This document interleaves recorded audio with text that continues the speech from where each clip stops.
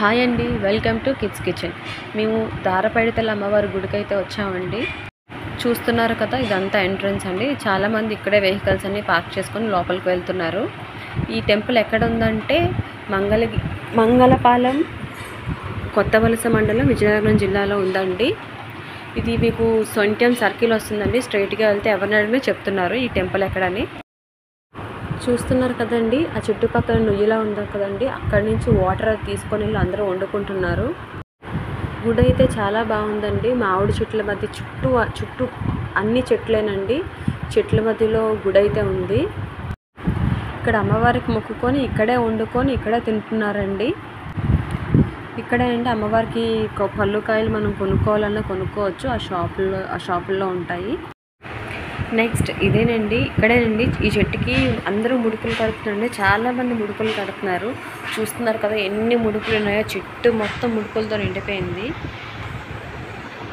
ఈ టెంపుల్లో ప్రత్యేకత ఏంటంటే, ఈ చెట్టుకి ఏదైనా కోరుకొని ముడుపు కడితే ఆ కోరిక ఖచ్చితంగా నెరవేరుతుందని ఇక్కడ అందరూ చాలా నమ్ముతున్నారండి. ఇక్కడ అమ్మవారికి మొక్కుకొని కోరికలు తీరిన తర్వాత ఏదైతే మొక్కుకున్నారో ఆ మొక్కు తీర్చిన తర్వాత ఆ చెట్ల కిందే వండుకుంటున్నారండి. అక్కడే వండుకొని అక్కడే తింటున్నారు.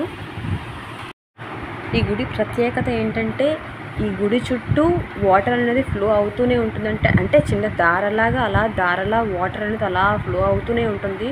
ఇందాక చూపించాను కదా నుయ్యి ఉంటుందని, అక్కడ నుంచి వాటర్ తెచ్చుకొని వండుకుంటున్నారండి. చూసారు కదా, ఇది ఇక్కడ దీపం పెడుతున్నారండి.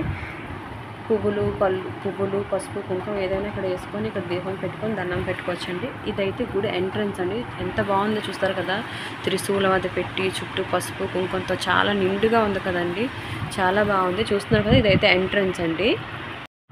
లోపలికి వెళ్ళడానికి ఎంట్రన్స్ అంతా ఇలా ఉంటుంది. మీకు రష్గా ఉందని మేము కొంతసేపటి పోయిన తర్వాత వీడియో తీయడానికి మళ్ళీ వెళ్ళాము. ఆ పక్కన గుడి పక్కన స్టెప్స్ దిగితే చెప్పాను కదా ఇందాక వాటర్, గుడి చుట్టూ వాటర్ అలా దారలా వస్తుందని చెప్పాను కదా.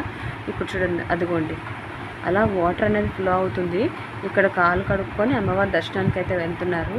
అదిగోండి అలా చిన్న సన్నని దారిలాగా అలా వాటర్ అనేది అలా ఫ్లో అవుతూనే ఉంటుంది. ఇక్కడ కాలు కడుక్కొని అమ్మవారి దర్శనానికి అయితే వెళ్తున్నారు చాలామంది. చాలా బాగుందండి. ఇప్పుడు గుడి లోపలైతే ఇలా ఉంటుందండి. చూస్తున్నారు కదా, మొత్తం ఇలా ఉంటుంది. అక్కడైతే శ్రీ శ్రీ శ్రీ దారపైడమ్మ తల్లి అని ఉందండి. ఇప్పుడు లోపల చూస్తున్నారు కదా, అమ్మవారు చాలా బాగున్నారు కదా. ఇక్కడ ముగ్గురు అమ్మవార్లు ఉన్నారు కదండి. ఫస్ట్ అమ్మవారు అయితే దారమ్మ అండి, తర్వాత పైడితల్లి అమ్మవారు అండి, తర్వాత గంగమ్మ తల్లి అండి.